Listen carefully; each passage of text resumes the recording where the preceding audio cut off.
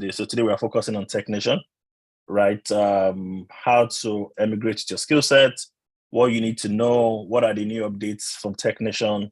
Can you emigrate with your family? Can you move with your family to the UK? Can you move being a newbie, crossing over to tech ecosystem, for example, moving from one sector to another sector? Can I be a beginner and move with technician, right? Thank you. Those are the kind of things we'll be talking about today. So please reach out to everyone that you know that is in this space, software, building the software career, building career generally in tech, and they're looking to migrate into new markets, international markets, right? We want to share with them today. All right, thank you, you're welcome. Technician, for everyone that's joining, we're a tech-enabled pathway to relocation. I'm just going to go through some of what we do in the industry, some of what we do for the ecosystem, how we support, how we can be of help to you. We're a tech-enabled pathway to relocation and settlement. That is what eMigr8 focus on, right? And we've had series of engagement. We have series of engagement that we usually put out there, most of them free of charge, and we also have the freemium model. I will talk about some of them in a bit, but for today, we are looking at a software engineer's guide to move to the UK, leveraging on global talent visa. So as a software engineer, how can I move to the UK? Am I qualified for global talent visa? I hear a lot about digital products. How do I bring in my skill set as a software engineer? Things around those. So if you have questions already, you can put them in the chat. We're going to come to Q&A session, and I would take as much question as time permits us. So that's our focus for today. We have our coach in the house, Coach Esosa. He will be taking us through his journey and offering guidance and offering information as that are true to him, to everyone that you can leverage on. So information that he too has used, like in migrating, things that he has picked up along the way, things that he's familiar with. He will be able to share some of those and answer a lot of questions. So sit back and grab a cup of coffee and interact on the chat space. All right. Previously at eMigr8, we have talked extensively about tech talent and tech visas generally. We've talked about move to the US, that's the US O1 visa, right? We've talked about that. We've talked about move to Canada. We've talked about move to Australia with Australian tech talent visa. We've talked about move to the UK with several of the UK visa routes, focus on tech, right? And these videos are up on YouTube with a simple search. You will find this video. They are great resource and they're free of charge. So you can go back to our previous edition and learn from experiences and questions that were answered in our previous edition. Yeah, so that is a huge body of work that we have put in, and it's free of charge. So you can leverage on that, looking at various tech-enabled visa opportunity that has been discussed in the past. Today, again, like I said, we're focusing on software engineers. So if you're a software engineer in the house, happy days. We're going to be talking about your path today to relocating to the UK.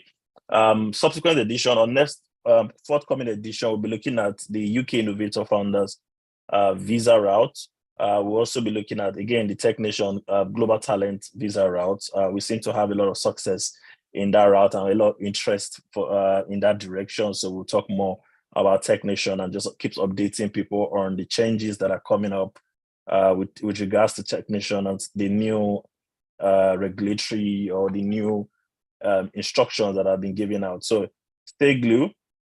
I also will be talking about move to Canada, move to the US also as a global talent. We'll be talking about in the coming edition. We'll put out notification flyers out there, introducing coaches that will come on board in the next as we get closer to the date, as we get confirmation onto availability of dates and coaches. We will communicate who will be coming up and what we'll be talking about. But today we're focused on global talent, right? I spoke about eMigr8 earlier, and I said that we a platform that enables pathway to relocation and settlement as a tech platform. Focus for us is tech, right? We are not an educational pathway. We are not a healthcare pathway. We focused on tech. And if you're interested in having any conversation with us with regards to tech relocation, tech settlement, you can get straight to adults with the numbers on the screen at the moment. And you can also go to our website, beacom.net/eMigr8, and contact us there. We will always reach out back and put you onto a coach that can guide you through your tech relocation journey. Right. What we do generally at eMigr8 is that we help you become globally attractive. And the side effect of being globally attractive is that nations who value talent, we issue you visas generally. So we say the visa is only a side effect of the objective. The objective is to make you globally attractive. And once you are properly appraised and you're globally attractive, you get, excuse me, you get offers from multiple nations, the UK, the US, tech nomadic nations like Portugal, Spain. You can choose to emigrate to any of these nations once you're globally attractive. So this is our focus at eMigr8, making you globally attractive, helping you put your best foot forward, helping you put your best CV forward, and helping you appraise your tech profile, be it as an individual or as a business, right? That is what we do. And the side effect of that generally is the fact that you easily attract visas, or nations will easily give you visas to come practice, work, live in their ecosystem. What are the services that we offer at eMigr8? We offer services like information sessions like this, where we share general information, general inquiry sessions. We also have coaching sessions and hand-holding sessions. We have sessions where we do assessment of your qualification and status. We have roadmap sessions where we have, tailor roadmap to a global attractive tech profile for you, depending on where you are on your journey. We also help to review global talent visa application and endorsement review. So this generally is our services. Now, the list is not exhaustive. We can also speak to the specificity of your journey, right? The uniqueness of your journey. We can also speak to that and tailor and coach you through any process, any of the tech process available, right? But to break it, to make it more simpler, we all have the freemium or the free model, and we have the premium model. So the free model is generally available for everybody, right? And the premium model is available to everybody who, for one reason, that they are pressed with time and you just want a specific and a dedicated coach, personalized coaching service. You want standard package reviews, just for the attention, for the time. We have premium model that would focus on that, or custom service, be working around your schedule and around your time, right? And also we also have the free package. Again, it's available to everybody, where we have information and inspirational sessions, open day, and that's what we're doing today. It's free for everyone, and everyone in the community and everyone outside the community can take advantage of open day. We have introductory videos on YouTube, like I talked about earlier, where we introduce visa opportunity to multiple nations. We have eMigr8 open coaching sessions, where you have 30 to 1 hour coaching session with an eMigr8 coach. We have specific visa office hours. We have short inquiry. These are all free packages that we offer in the ecosystem. And we're open to everybody, right? Once you are in tech, as a beginner, as an intermediate, as a professional, you can speak to us. And if you want to talk to us, beacom.net/eMigr8. If you're already on this call, you can simply just drop your name and email address on the chat. We'll contact you. And also you can also go to beacom.net/eMigr8. I'll put the contact. We have what's it called now? Communities which you can join also. I'll put the links to those communities and the chats in a moment, right? If you're already on this call, eMigr8's packages that we focus on squarely. We focus on move to the UK as a global talent. Today we're going to be talking about that Tech Nation visa. That is focused on the United Kingdom. We focus on move to the UK as an innovator founder. That is focused on innovator founder visa. It used to be called the startup visa. It's now the innovator founder visa, also focused on the UK. Move to the US as a global talent. That is focused on the United States. For those who are interested in migrating to the United States. Again, it's focused on the US O1 visa for individual with extraordinary ability or achievement. Now, people shy away from extraordinary ability or achievement, but the truth of the matter is, if you take stock of what you have done in the tech industry and what you have done in your tech career, you'll find it interesting to know that you probably have done a lot, you probably have achieved a lot, and you haven't just been able to appraise it correctly. So that's some of the things that our coaches will help you see and will help you review your journey in the tech ecosystem. What project have you been involved in? How well are the projects doing? And how can we tell your story in such a way that you're putting your best foot forward, right? And we also focus on move to Canada as a startup founder. That's the Canada Startup Visa. We had an extensive session on Canada Startup Visa, I think 2 sessions ago. The video is on YouTube, and you can grab that video if you're interested in moving to Canada, and go just binge on it and you get all the information. If you have questions, come back to the community. We're happy to answer as much questions as possible to help you navigate through that journey. Also, we focus on Move in 2023, where we have 5 tech-enabled visa pathways to explore. This, we're looking at the UK, we're looking at the US, we're looking at Canada, France, Germany, and a whole lot more, right? This depend on the unique circumstances of you, the applicant. You know, where do you want to go to? Why do you want to go there? Right? What are you looking out for? Right? We have knowledge base, we have resources that help you relocate to any of these countries I've just listed within our coaching network, and we'll be able to put you in front of the right coach to speak to Canada, to speak to France, to speak to Germany, speak to even Spain and Portugal, if those are the countries you want to go to. When I say speak to Canada or Germany, I'm talking about speak to the requirements and help you position rightly for those countries. UK tech-enabled visa pathway that comes with certificate of sponsorship. That's for the United Kingdom. We focus on UK skill workers. For people in tech, you're looking for headhunting service to be able to migrate to the UK with a job offer.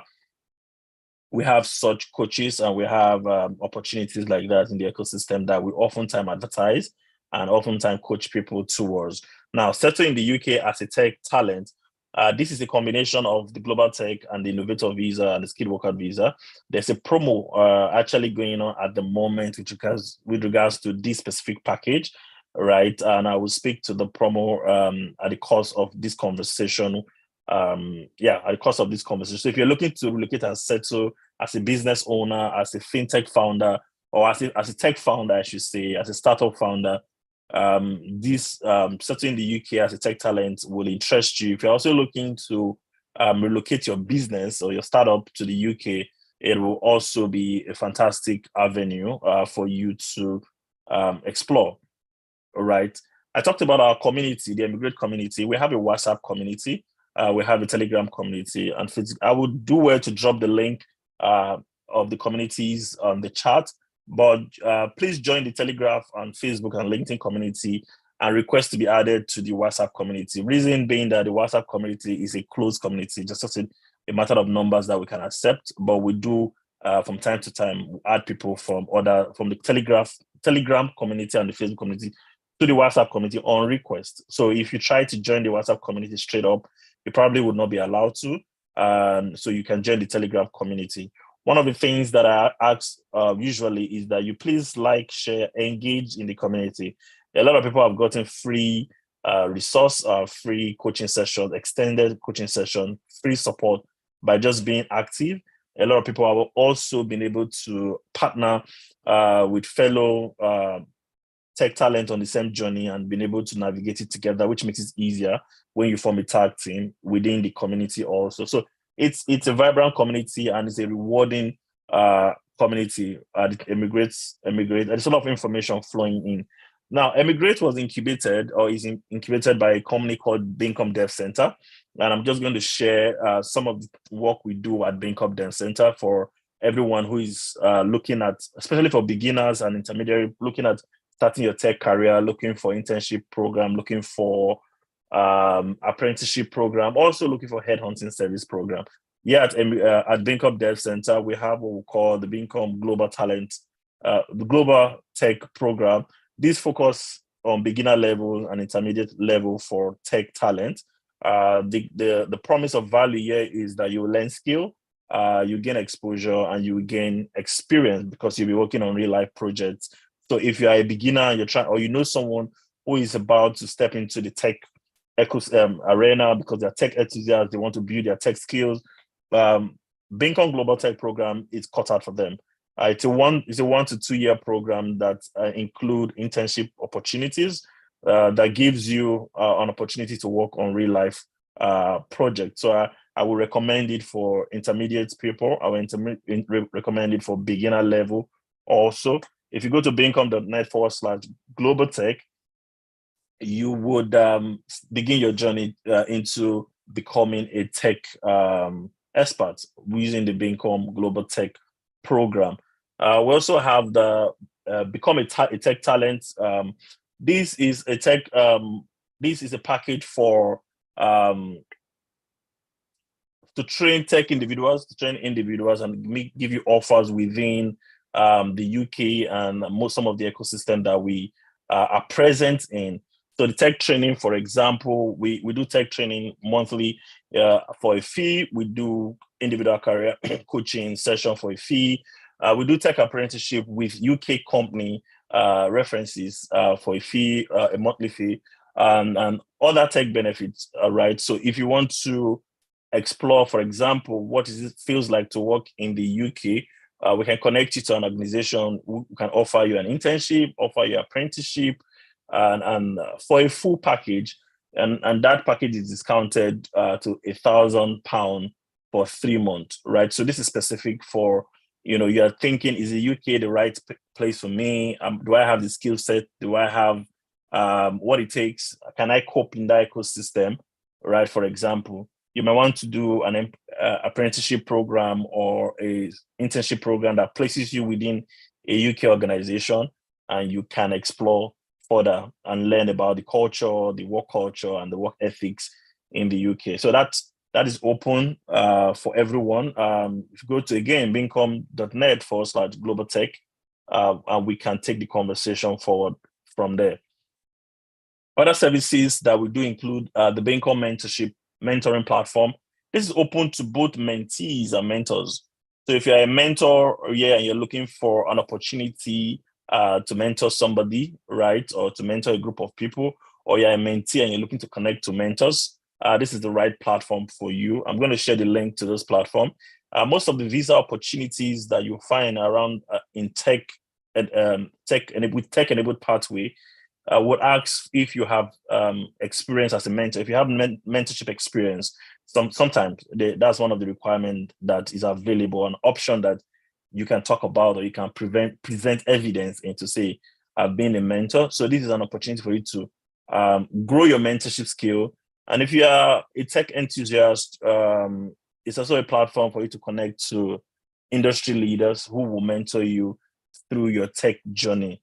So it's a very interesting and very important platform for you to be part of, especially if you're a mentee, and also if you're looking for an opportunity to mentor tech enthusiasts. So I will share the link to join the mentorship platform on the chat once I'm done going through my presentation.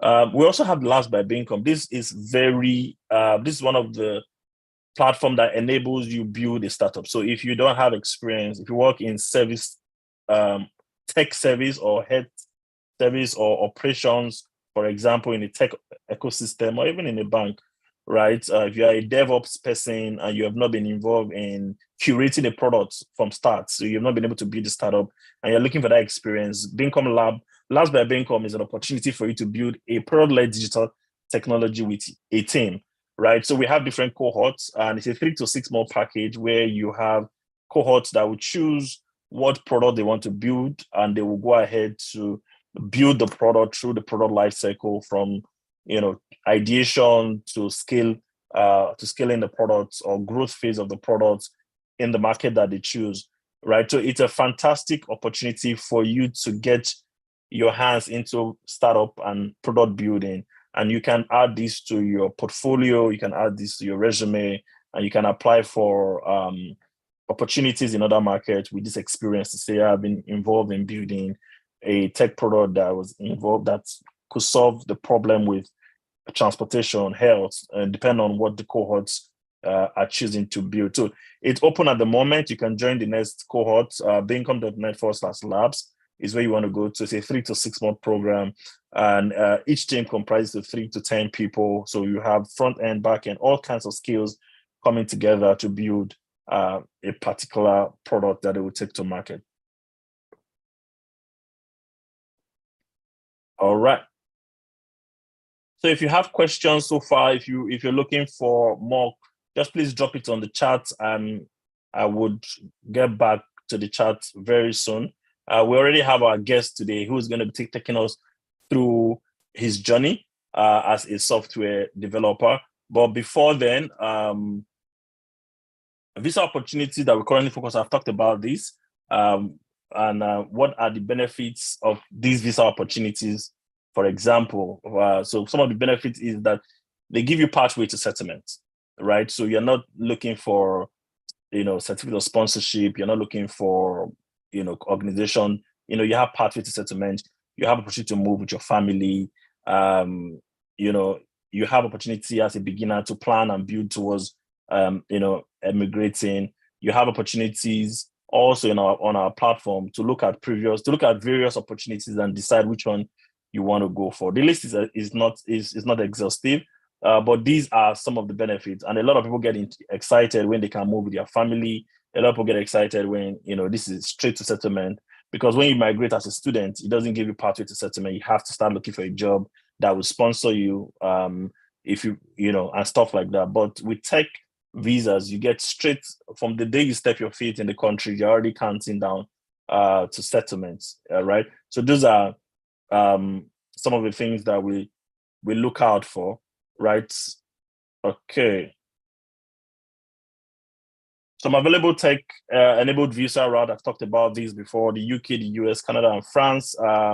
Please, if you're interested in any of this country, drop a message on the chat group, and we would reach out to you. Right, the startup visa, the innovator visa, is now the innovator founder visa. For those of you that are not aware, so there's nothing like the startup visa again for the UK. It's called the innovator founder visa now. We have the global talent visa for the UK, and we have the skilled workers route for the UK. Right, so and this just breaks them down to the various visa route that we focus on. For the US, we have the international entrepreneurial parole, and we have the O1 visa, which is focused on individual with extraordinary ability. We also have the EB1 and EB2 visitors visas and work visas, H1 visa, which is focused again in the United States. For Canada, we do have startup visa. When I say we have coaches, right, that are very learned and they understand this pathway. Some of them have traveled or relocated using this pathway, so they became coaches in the process. Right, so we have experiences and we have rich knowledge that we can share with you. We are not by any means immigration lawyers. We've just are people that have gone through this process and are now coaching other people coming behind to make their journey easier.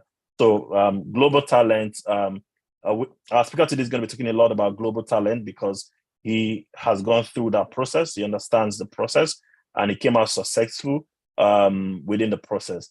And for those that are just joining, our speaker today, once upon a time, was in the chat room just like you, right, of this conversation, and listened took action, and today he too has migrated and he has become a coach on the platform.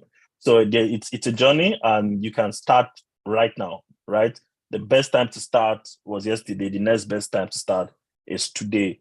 So we have these visas opportunities. We have these visa coaches with experience with these visa opportunities available and willing to navigate with you through your process also.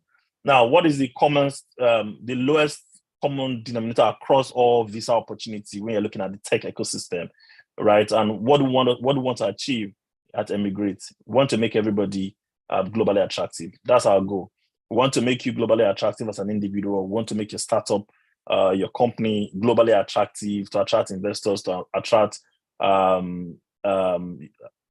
countries to invite you over to set up in their own ecosystem and stuff. That's what we're interested in. We want to be able to appraise you to say, you can move from level 1 to level 5 with these opportunities that are available. So sit back, relax, and we will take you through. I'll hand you over soon. Hi, Sosa, I'm coming straight to you very soon. So for those of us that say, oh, well, I've listened to you, I'm not sure I qualify. Sosa is going to tell you his journey, and I hope you are inspired. You pick a thing or two that you can work with. But what should I be doing? Where should I start from? So I'm going to hand over to Sosa now, who is going to take us through his journey, and hopefully we can navigate it together. And there will be a Q&A session once he's done, right, where you can ask all your questions. And please put the questions on the chat, and I'll be taking them on first ask first base, right, so that we can run through as many as possible. Thank you, Sosa. Over to you.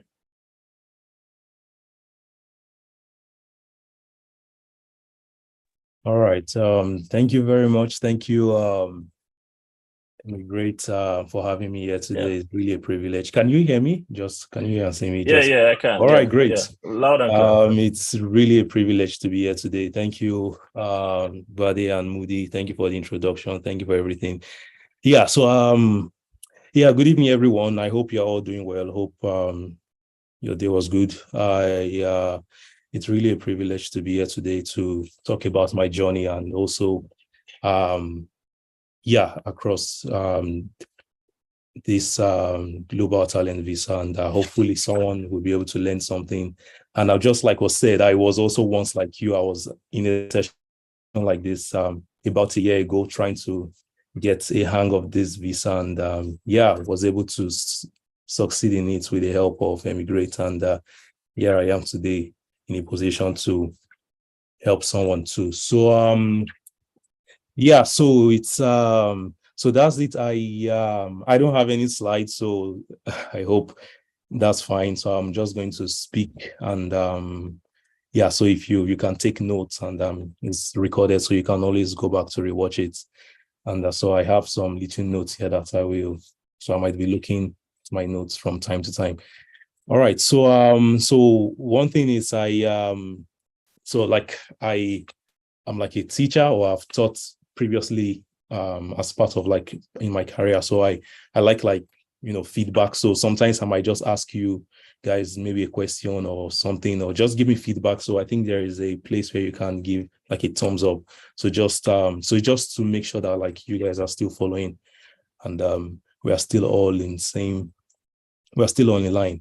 All right. So so thank you once again. I'm just going to start right away. So I'll just first of all start with like a little intro about, or background about myself, how I'm a software engineer today, and also having the global talent visa. And from there, we'll be able to draw some lessons and some pointers into how you too can also do same. So little info about myself. So I studied computer science in university, and I initially wanted to study like computer engineering, so like building computers, but along the line I found myself in computer science, and along the line too, the interest in programming came. So usually, in computer science, you get to do courses like programming, C, C++, all those like intro level courses to programming. So I got into that, and the interest in programming came from that. So when I went through some of those lectures. It was quite interesting. Okay, so you could actually, write codes that would control the computer to do this and that. So it was really just basic programming, right? So just Java, take maybe do a calculator, just very simple stuff then, right? So, but that was like the interest. That was like what sparked the interest in programming and software development.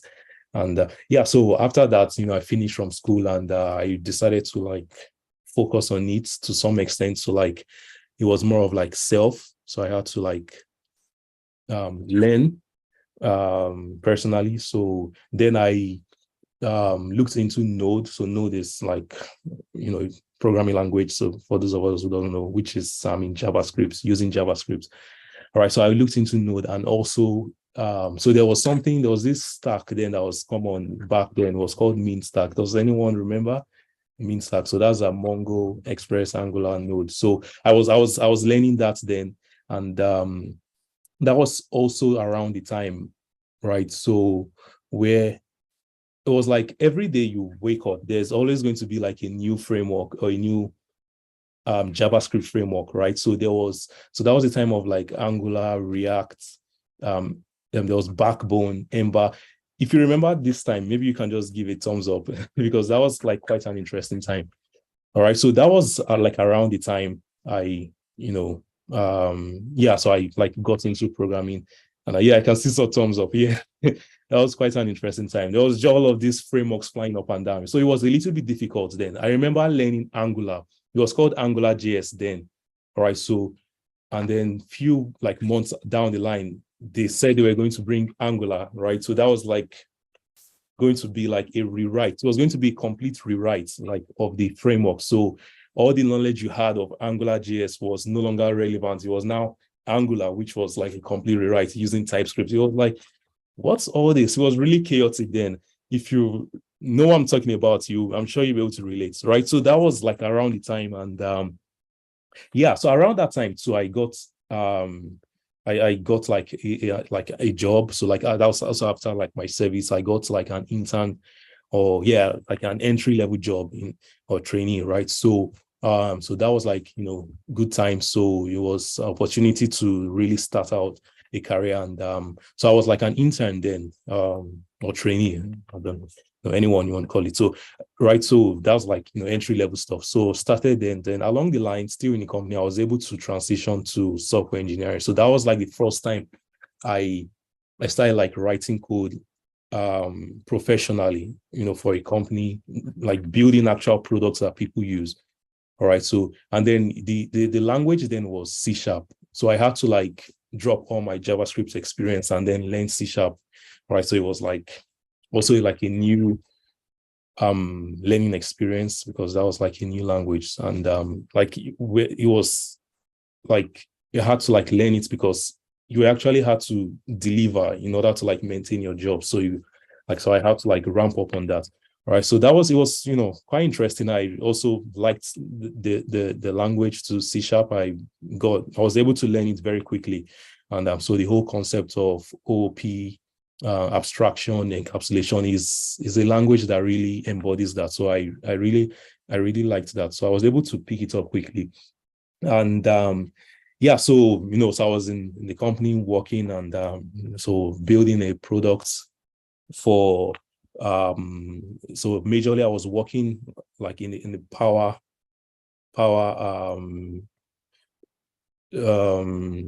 industry, like so building system in the power industry. So so I built like systems for like clients like EKDC, that's Eco Distribution Company. So just products around process them. So because I was working like in like the power department, so it was quite an interesting time, very exciting, and having so working with wonderful teammates and learning all new stuff. And so it was quite interesting, right? So also along the line too, I was also looking like at the future too, as how can I move ahead like in my career. So I thought about obtaining like an MSc. So that's after a while, after I was working in this company. So I thought about obtaining an MSc, outside the country, just like any anybody, like, the whole plan to to migrate, right? So I was trying to use like, an MSc to move on. And I couldn't get an admission then. So I, cannot remember the exact reason why I couldn't get. So I tried applying to a couple of schools, but it did not work. That was like the whole summary. So not too bad. I just kept on, hoping for maybe the next year or something. But then there was an opportunity to start like another, like, and to do an MSc too in the school I finished from. So like on a part-time basis. So you could be taking like classes like weekends, and then you can have your week to yourself, so you can do your work. So that sounded like, okay, maybe I can do this, and then maybe along the line, if something clicks, then I'll just take that.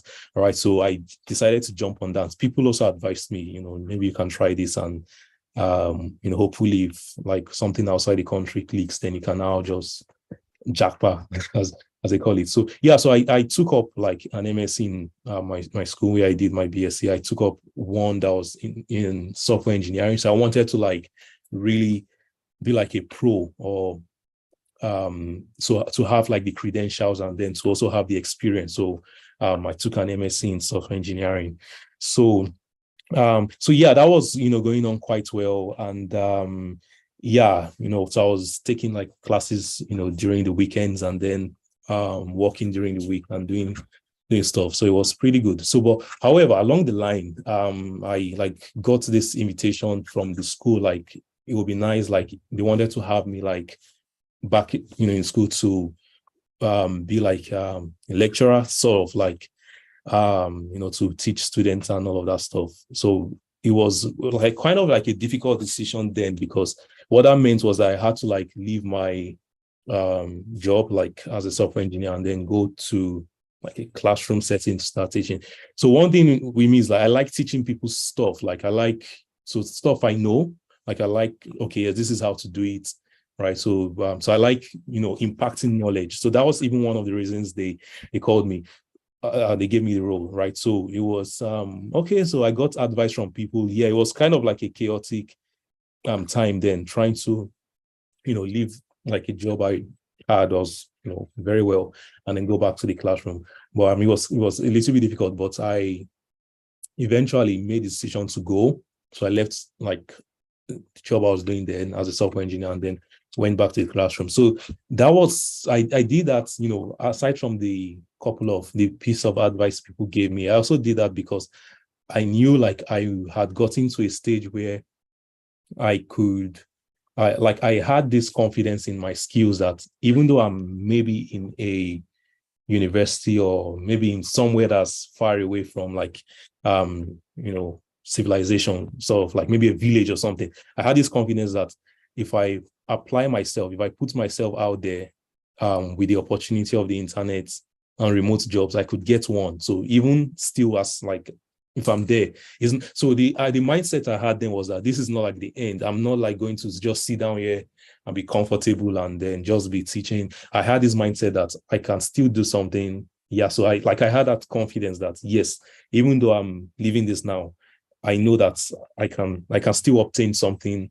in the line of being a software engineer. So whether it's by remote work or by, contracts and stuff like that. So yeah, so that was like the mindset I had. So it wasn't a mindset of just, okay, no problem, let me just do this. But I had this mindset, it's for like, it's for the future, like, I can get something.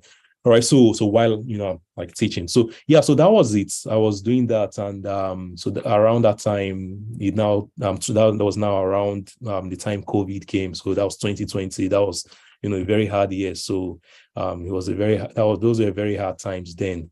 And I was able to so just like as I thought, I was able to actually secure like a remote job for a small company as a software engineer. So I was and we had this understanding that yes, I am like in this place, but I will still be able to work for you guys and put in some hours and to deliver stuff. So yeah, it was a little bit difficult then. So that was like COVID period.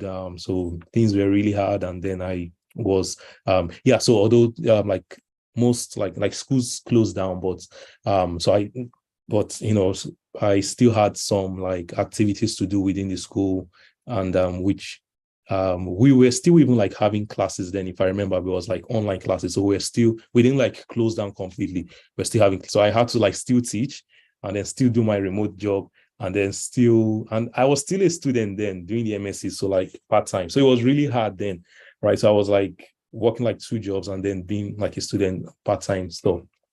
Right. So that was it. So kept on, pushing and like striving hard to make sure things work. I was building very good products then, in my remote job then, and I was really excited. So that was also what kept me going. The fact that I was building stuff, and stuff that was like making impacts in the like the clients could derive value for. So it was like what kept me going. All right. So I kept on doing that. Along the line, I graduated from this MSc. So that was 2021. And so that was like reduced load, but I was still like teaching in the school, and then I was still doing like remote jobs. And so still kept on pushing and all of that. So it was 2022 that I decided that, okay, I've finished, my school, and let me look at what is possible, what is obtainable for me outside the country, right? So, just like everyone, just like you guys here too, right? So started looking at, okay, what countries can I like migrate to? What countries can I apply my skills to, that can get me a job? So I was looking at countries like Canada, the US, UK. So those were the 3 top countries. I think Germany, but the 3 top ones were those ones. So Canada, US, and the UK. So in 2022 also, I decided to write. So I settled for Canada. I was like planning to go through the express entry, or also there's some kind of a migration path there. So I was trying to do that. All right. So I was already speaking with like a consultant from LinkedIn. I met on LinkedIn, and so he was already guiding me through the path. I should do my IELTS. I should gather some other things and all of that, put my CV together. All right. So I wrote the IELTS around April 2022. That was last year. And my results came out. It was fantastic. I prepared well for it. So 2022 was like the year of, I'm going to leave this country, right? So just like, every other young person, who is looking forward and trying to see where he can get opportunity to further his career. So that was just really it, right? So I was trying to really move that last year, 2022. And I got good scores in my IELTS, and it was pretty good. So on the day I was supposed to, so I was speaking with, like I said, I was speaking with this immigration consultant for Canada entry, right? So this was what happened.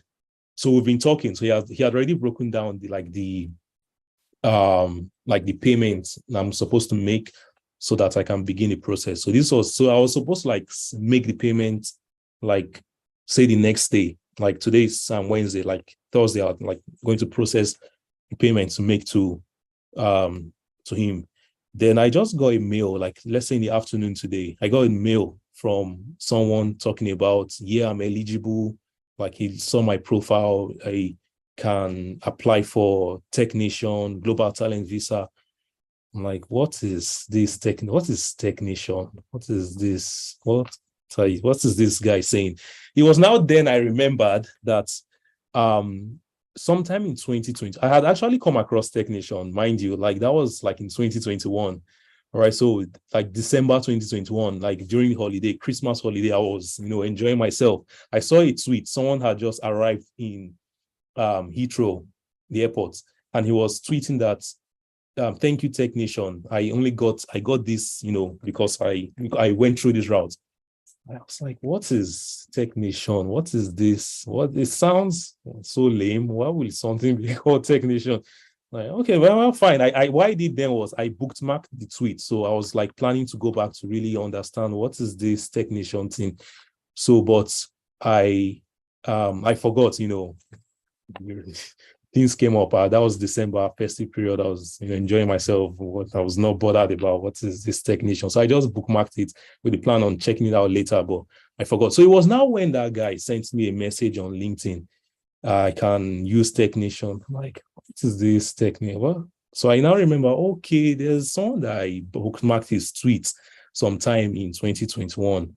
Let me go and check. So that was when, okay, it came into my I was cognizant of this stagnation thing that it is actually a real thing. It's not like, because it was then I remember the tweet I bookmarked, and then this guy that was messaging me. So okay, so no problem. He messaged me. I'm like, okay. I now quickly did some quick search and read about it.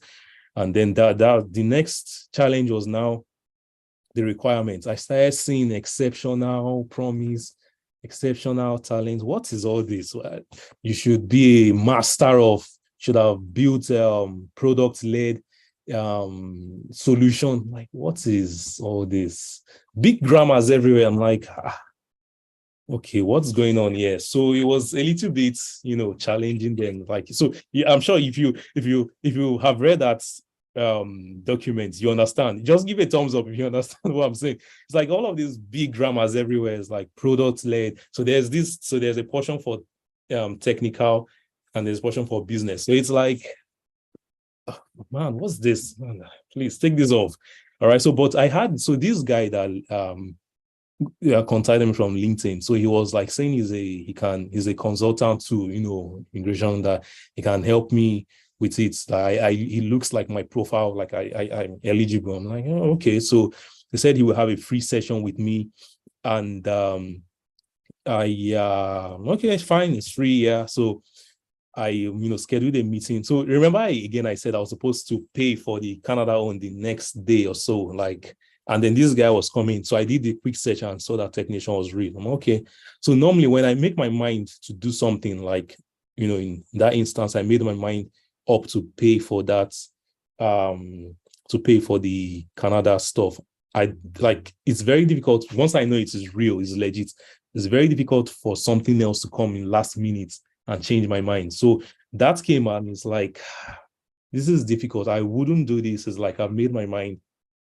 Mostly when I know I've like decided this is, I already had a plan, right? So, but this came and okay, maybe I can let me hold on this. All right. So I had this meeting with this other guy talking about the UK stuff, technician stuff, and yeah, it sounded pretty good. It was legit, and he was like able to encourage me that I have evidence, I have like the experience. So yeah, okay, fine. I listened carefully, and so, but what he said was that he's going to have, like, they are going to be like a coach to me to put together my evidence, have sessions with me to make sure that I can qualify for the visa. So he said that in order to do that, I had to pay. All right, so sorry, so I had to pay, and it was kind of like this. Let's assume today is like the last day in May, or second to the last day in May.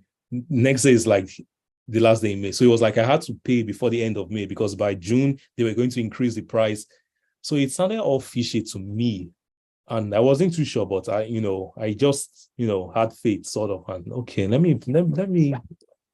I wanted to do this Canada stuff, but this is coming, and it was difficult, to be honest, right? So, but I still just went ahead, and so I paid like half of the like consultation fee.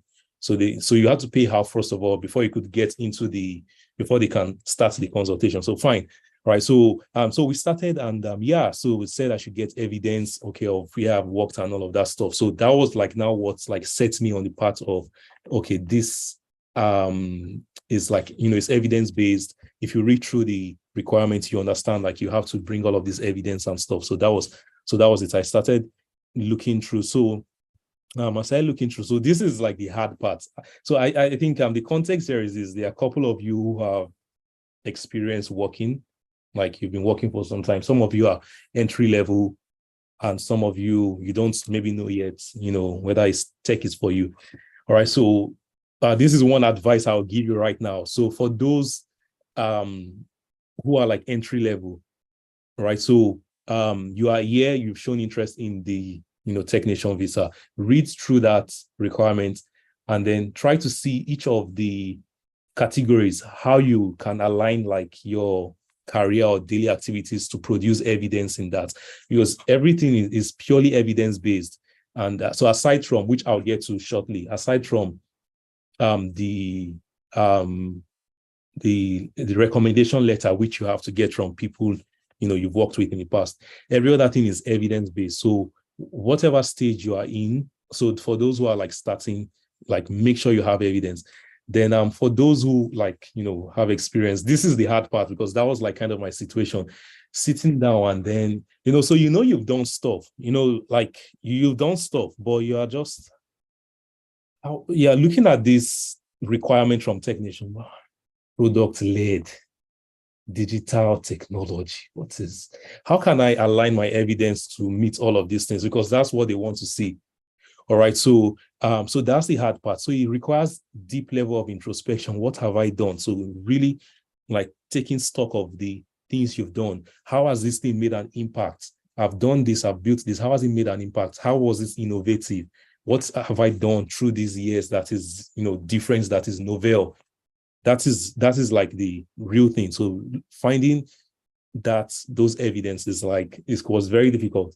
And that was it for me too. I went through that process. So from that June, I was lining evidence every day, thinking, evidence, trying to get evidence and products I've built. I know I've done stuff, but how can I put this to be something that is evidence that can meet this big grammar and stuff, So I did that from June to September, October. All right. So last year. And I also use that period to reach out to like people who have worked with, because so part of the requirement is that you have to get recommendation letter. So I have to reach out to other senior devs who were already like outside the country already, they had already, like they were already doing, crazy stuff. They're already because the recommendation requirement is that this person has to know you and he has to be like really senior. So someone who has been doing stuff, moving grounds in the tech ecosystem. So I had to look for them. So companies I've worked in. So where I started from as an intern, I had people who I still kept in contact with and who were willing to help me, right, recommend me. All right. So and even like the remote job too, I had people who were willing to recommend me. So I had all of that. I had to write to them, please, I'm trying to apply for this. Can you be of assistance? So they were willing to help me. So that was very good. So while I was sorting out my evidence, they were, doing the recommendation letter stuff for me.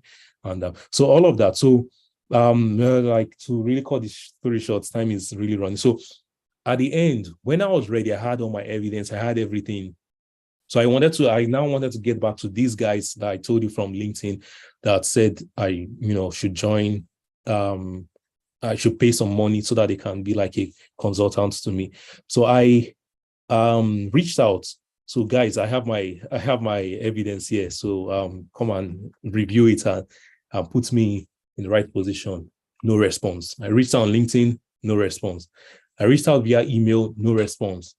I reached out on WhatsApp, no response. It was then I knew that likely I've been swindled. So guys, this is serious. If there's anything you have to take from this, there are a lot of people swindling people out there for this visa and, other visa. So be careful. All right. So okay. So here's the thing, it was difficult because these same people had already given testimonials. Like I knew people too who had given testimonial about these guys that yes, they helped them. But how come I got swindled by the same guys? So it was not clear to me. So it was in that period of uncertainty, what just happened? I was even lucky then because the payment was in pounds. I was lucky then that it was the rate was still reasonable. It's not like now. I've cried blood. So it was still reasonable. So it wasn't too bad because I paid half, like 50%. So it wasn't, I'm like, but that was still like a loss. Like I just got duped or swindled. All right. So again, be careful, guys. Like there are a lot of swindlers out there. So be careful. But so always get your information from reliable source. And of course, like eMigr8 is an approved, it's a reliable source to get information from people who have gone through the process. So yeah, it was in that process that I was lost. So that was now when I knew that, okay, if I am to proceed with this technician thing, I was on my own. Like, these guys are not there. So it was in that process that I heard about eMigr8. I cannot remember exactly how. I attended one open day and I saw it was good stuff. So we were sharing valuable information. So ever since then, I started attending all the eMigr8 open days and was gathering, like, gaining information, taking notes of everything that was being said by the people speaking then. And also going back to look at my evidence, realign it. And, I just kept on, absorbing as much info from eMigr8 open days.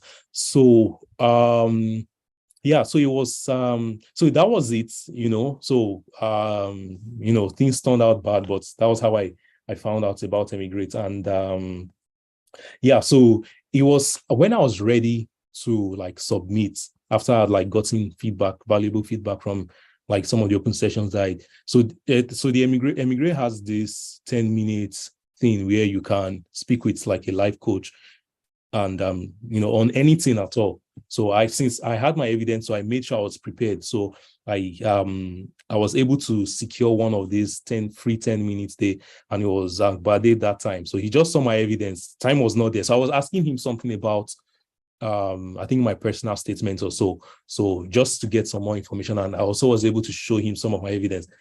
So there was something he said then that you have all of this evidence, but you're not communicating it well. So I can't see the strength, right, of you've built stuff, you've done stuff, but you are not communicating it well. You are not. So what I meant was, like, the evidence I was not presenting it well. I was not positioning well. Okay, so he gave some pointers then. So I went back to drawing board, read, like, proofread it, and put things well. I was also, like, looking at other online communities too of people who are trying to get this. So, like, people were discussing, okay, yes, this evidence, we make sure it conveys this information. All right. So I kept on doing that until I knew I was ready again. I think I had another session again, brief session, just showed him, and then he was able, yeah, this is good. Yeah. So maybe just do this and this. So it was fewer comments then. All right. So it was now then that I knew, okay, I have, confidence to apply. So it was then I applied. That was last year, sometime in December, I was able to make the application. And this year, January, one of the first news, like, that was like January 11th, 3rd or 4th. That was like one of still, in festive period. And then I got the mail that had been endorsed. Like, it was like a dream to me, like, whoa, just like that. So it was like, actually, like, it was, I was excited, like, obviously, but it was quite interesting. Like, okay, wow, that's something. So I was thinking, like, all these were like, okay, this stagnation thing, and then my evidence, but okay, let's see how it goes. So, but when I got, I'm like, okay, well, that's something. And so it was now, like, later on, I started hearing, like, okay, people try this and this times, they didn't get it, but I got it just once. I'm like, okay, that's good. All right. So, but yeah, so that's really it. So everything aside then was just, preparing, trying to go through the second stage. And yeah, so that was really my story. And maybe just for the next 5 minutes, I think time is running. What I would just say about it is mostly because this session is tailored to software engineers. Although if you are in other field of IT, you can also kind of apply it. One thing that's key is evidence. I know it could be intimidating when you read through the, like, requirements, like product-led digital, like, what is all this?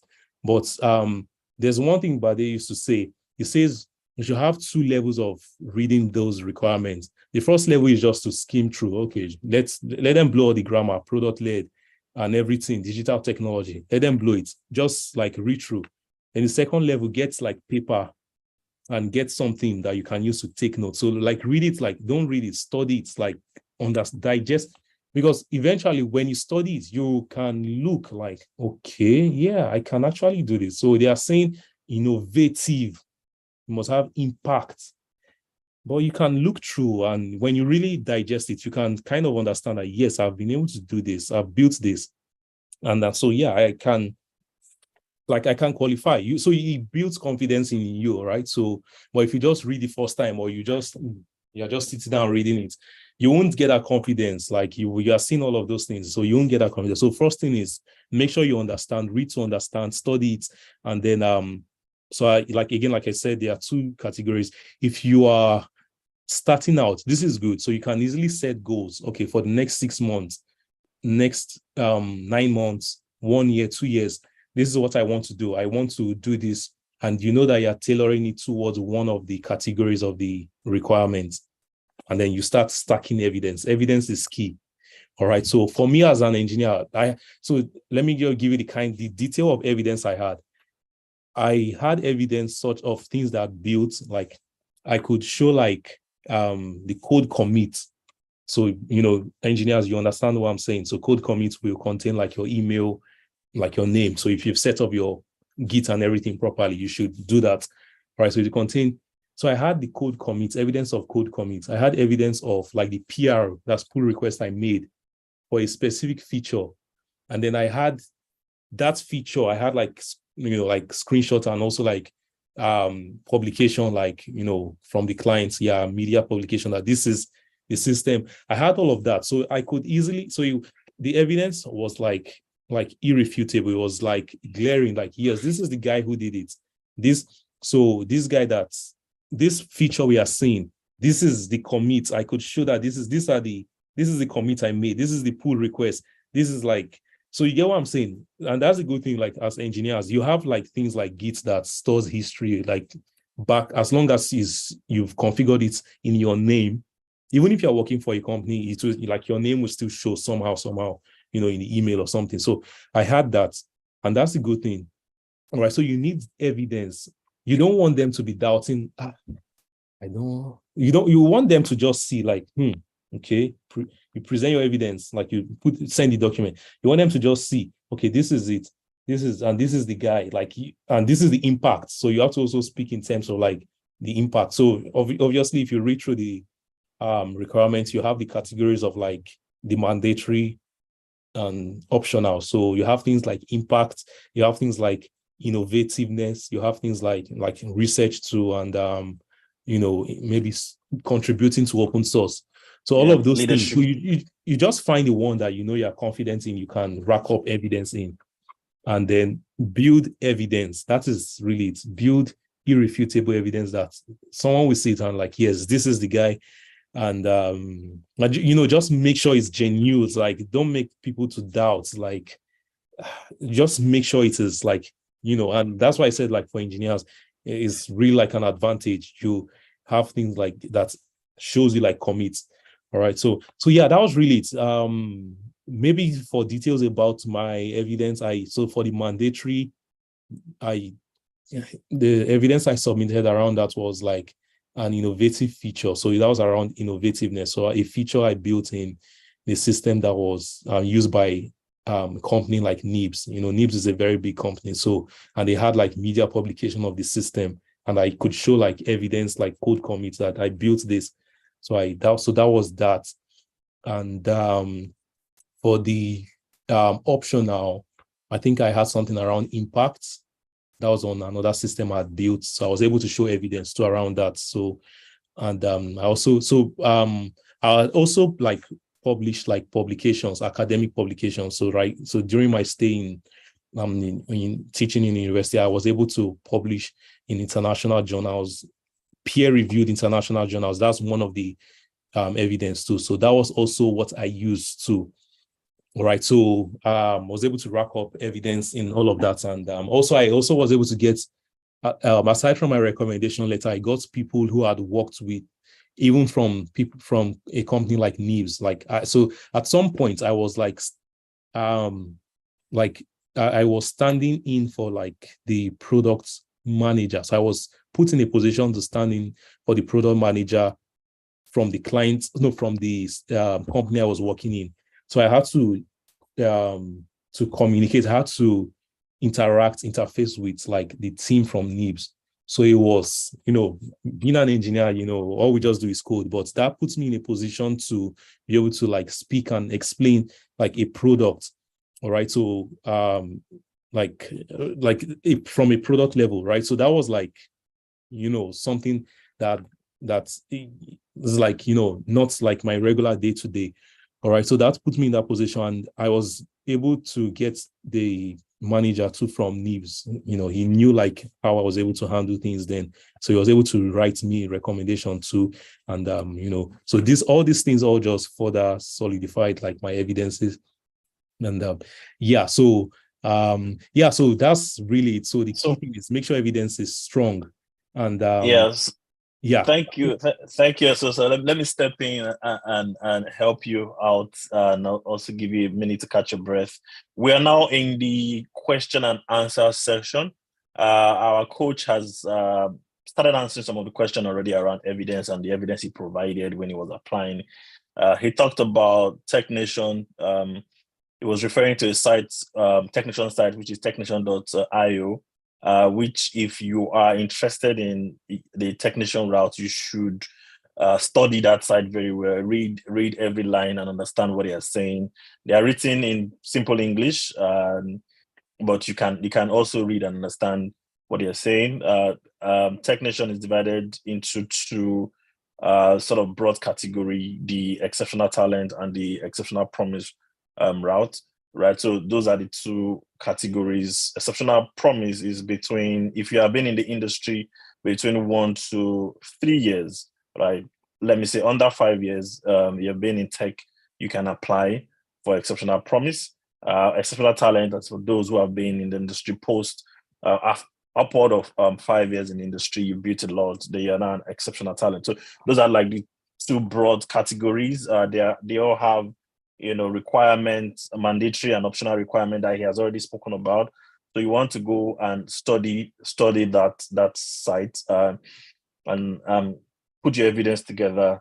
And again, the community is right here for you to interact, to ask, is this the right evidence? Should I be submitting things like this? All right. So now to questions. So please, we have software. So the way Technician is, I was quite happy and excited when you were coming on the platform, because the way Technician is structured, we don't see a lot of software engineers wanting to approach Technician because they think you must have built a full product and taken it to market yourself, right? So, and that's why I was excited that you're coming on board. So if you can speak to the software engineers, I know you've talked a lot more about evidence, but this time around is, what should they be building? What should they be working on now if they look to apply, let's say, first quarter of 2024?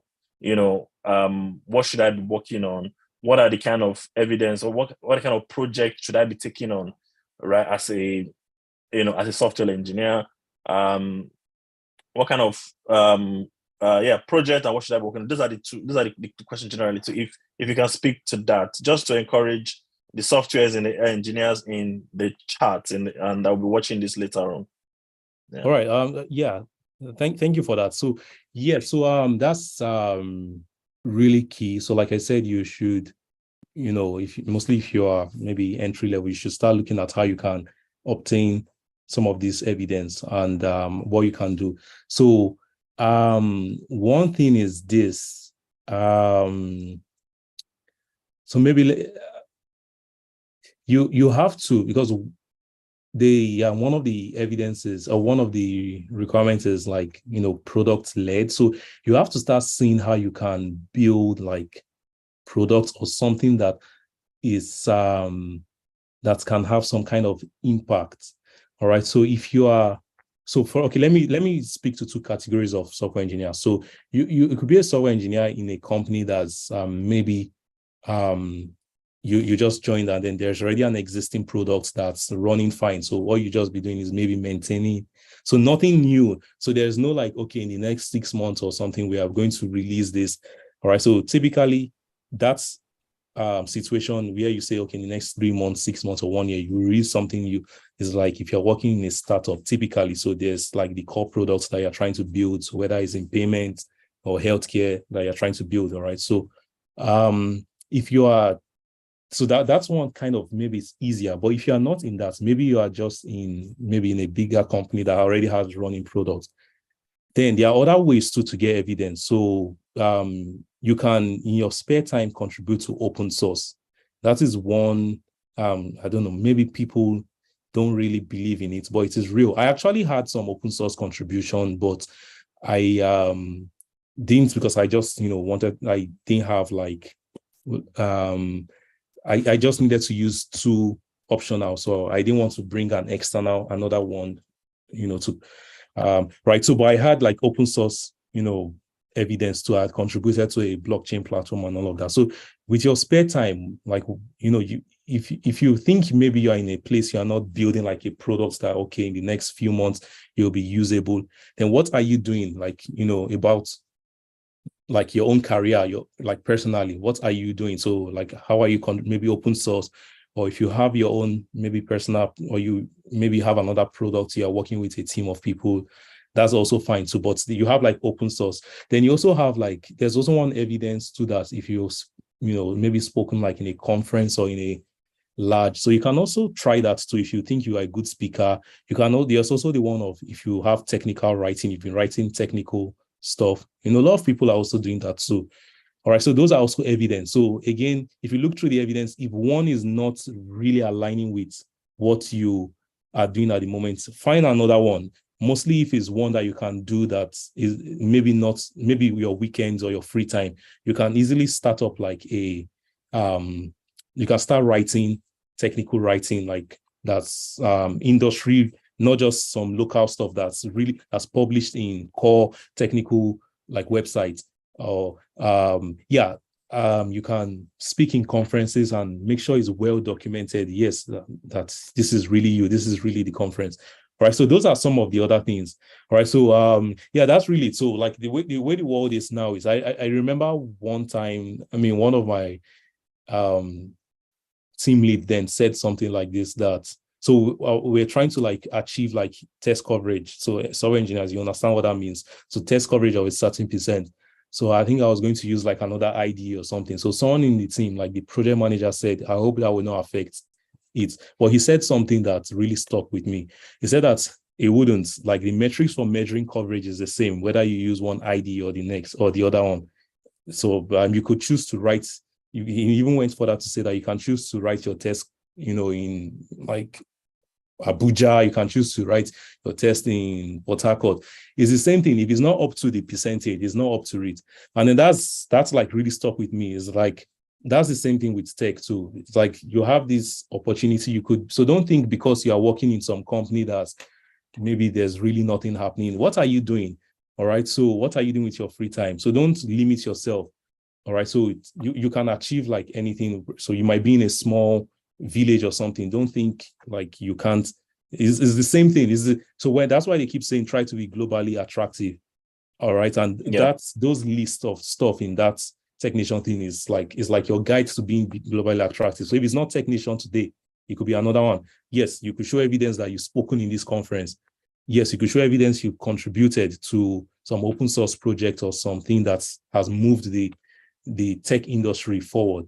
All right. So that's really it. So if you are in that kind of role where you are building products, you are very lucky. Trust me, like products that will impact like maybe some fintech products. That's like, so as long as it flies, so like it doesn't crash, as long as you blow. So, and you make sure you have evidence. But if not, find out, like, look, tech is like open, like find something you can do that can move you, that can move the industry. I hope I answered that. Yeah, you did in a very detailed way. Fantastic. And the key point for me that I took from your response is action.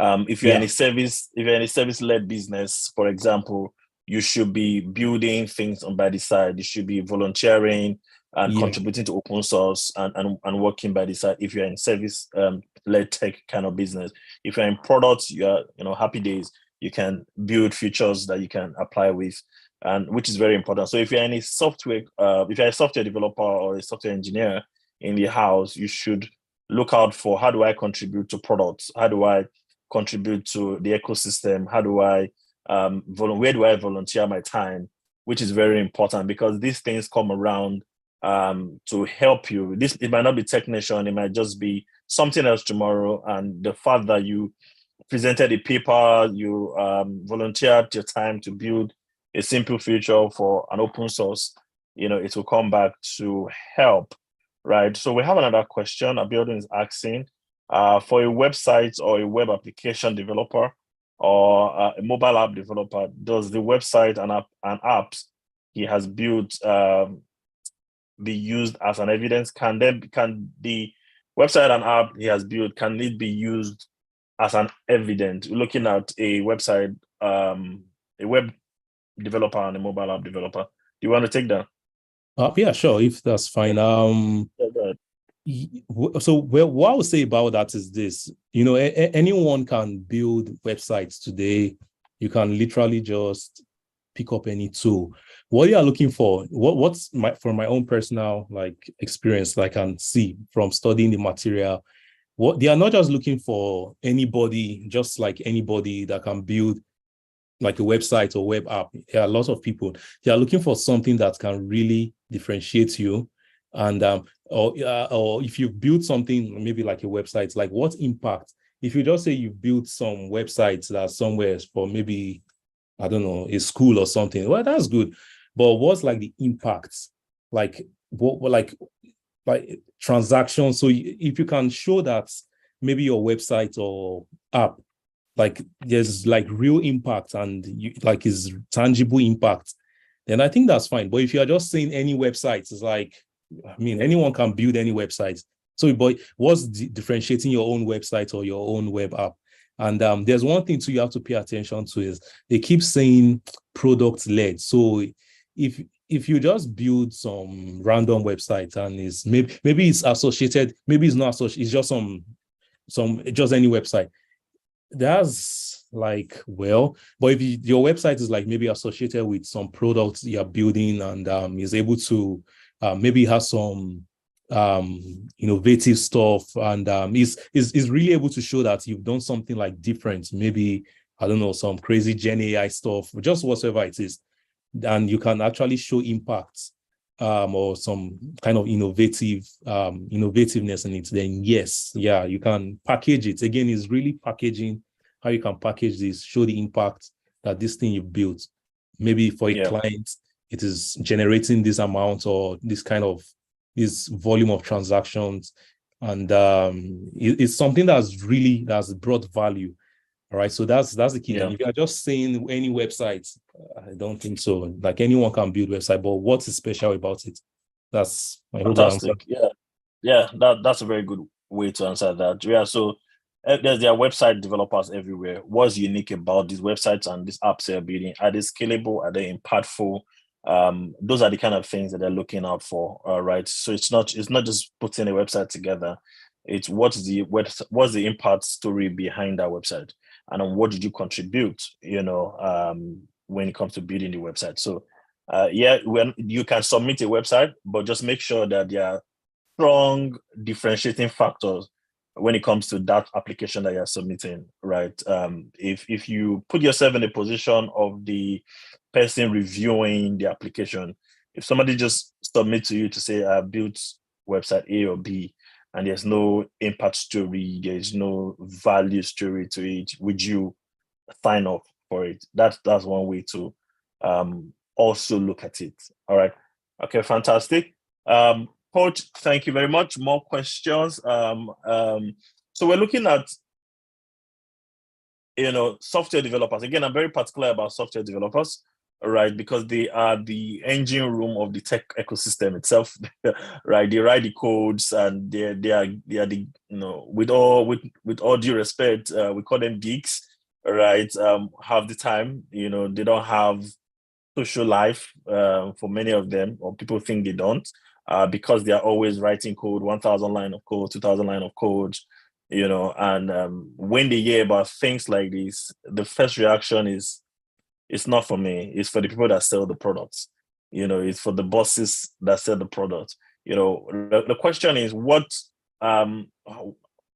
question was, what convinced you that this was the right application to go for?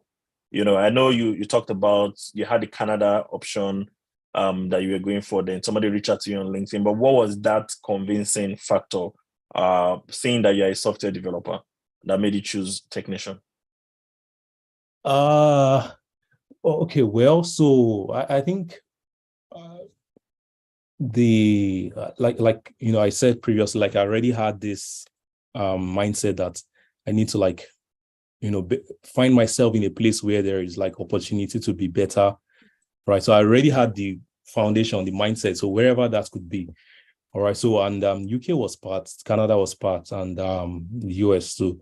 So but what actually made me like, so remember I said I had to like change, like, okay, from Canada to this UK technician. Yeah. What Yeah. Yeah, so I think one of the key things is I would say, well, I say flexibility, because it gives you this option. Like right now, I mean, I'm not under some maybe bounds that I have to be working for a company. I can just go tomorrow. I'm not working for you guys again. I want to start my own business. Or I can. All right. So it gives you that flexibility. All right. So, and as long as obviously you have to be, giving value to giving some form of value. Right. So it gives you that flexibility to work and really start up something. Right. So this is like the opportunity that I was making reference to, is like that is like the top of the top, right? So you can choose to start your own business. You can choose to work and maybe see how things go, and then go start your own, or just go start something else. All right. So it gives you that flexibility. And so that was like the main, when I heard about it, I was like, yeah, the Canada one was good, like, but of course there are some restrictions, but this one, obviously there are some restrictions, but it's like more flexible. And yeah, and I think which is related to the other one, easy path to like settlements, which is yeah. And yeah, so that was really it. I think it was that flexibility that this visa affords. So also, unlike maybe a skilled worker or the student, this one is a little bit more flexible, and you can really, it gives you freedom to really Yeah. make Yeah. impact.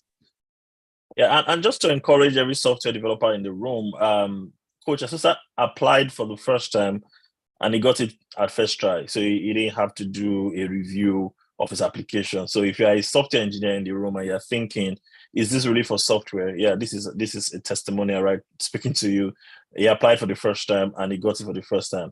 And he has told us about the flexibility and the opportunity of working for yourself, and also working for, if you choose to work for an organization in the UK. And that's the next question I'm going to be asking him, as to settlement in the UK as a software engineer. How has that been? How has the market been in terms of receptive to your skill set?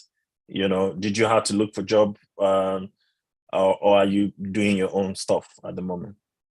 Oh yeah, so being my first time in the UK, so needed something that I could be doing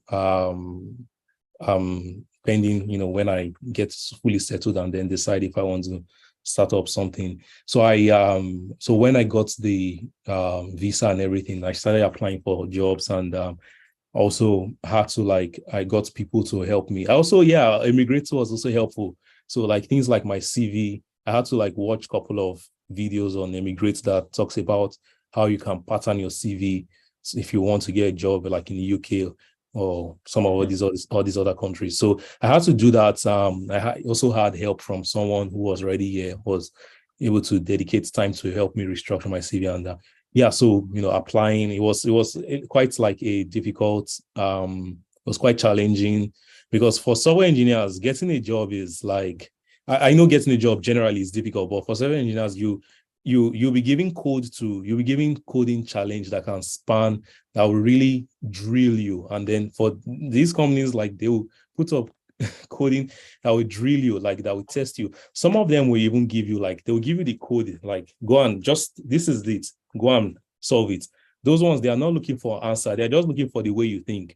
All right. So, and yeah, so it means you have to really be sound, because yeah, you are like a global, so you have to also have that confidence in yourself. Yes, when you're going for interviews, speak like one, speak like a talent, like own things, like don't be sounding like just be confident, all right? So so that those I had to go through some of those processes, got to like close to the last stage of the interview, boom, sorry, we gave this job to someone else. So it was a little bit challenging. I had to walking around, getting a job, yes, it's challenging.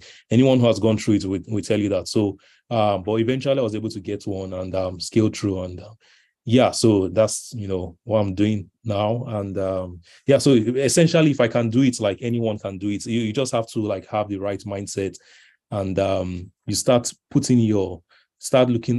believing in yourself, have confidence, and start doing things that will give you those evidence. And yeah, it's not like a guarantee that yes, you get jobs and everything flying, but when they come, you just begin to see yourself like acing some of this, and yeah, like you All right. just see yourself getting success. And Yeah, fantastic. So the job opportunities are there, and you yeah, just yeah, have yeah, to apply. definitely. You just have to apply yourself to the process, like every other process. When you get to a place, you have to learn the ropes, understand the language they speak. Sometimes the language might be the same with the one you speak in your ecosystem. Sometimes it might be different.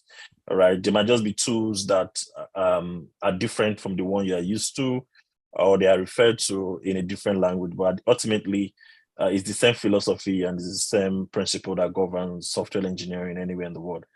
All right, fantastic. There's a question here, and well, I'll just go with it.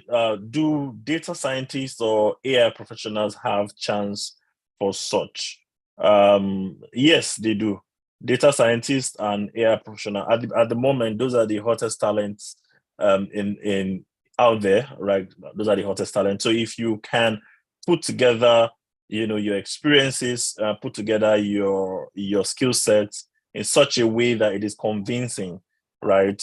Speaking about products that you have built, speaking of the impacts that you have made, it might not be just be a full product. It might be a feature for a product that you have built that is very impactful, right? So if you can put it together, I'm sure you stand a chance. Yes, everybody stand a chance. Like I said, like we said in the beginning, everybody stand a chance. Our job here is just to equip you with the right information. Our job here is just to motivate you to start, right? The best time to start was yesterday. The next best time to start is today.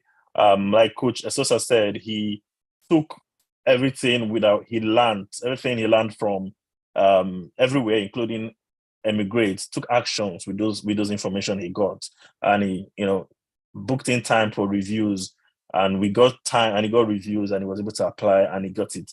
So the idea is, as you are listening, as you're understanding the journey clearer, write things down, bring out a piece of paper, write all your achievement, what you have done. I started tech and tech in 2000. I worked here. What did I do? I worked there. What did I do? I partook in this project. What did I do? All right. You put all of them down. They start a singular one, or just think glossing around it on top of your mind. You might not seem to grasp how much you have done. But when you put this down in a sheet of paper, by the time you start looking at them, you start telling a different story as to what you have achieved. So hopefully somebody's motivated to start today. Somebody's motivated to give it a try. Everyone stands a chance, right?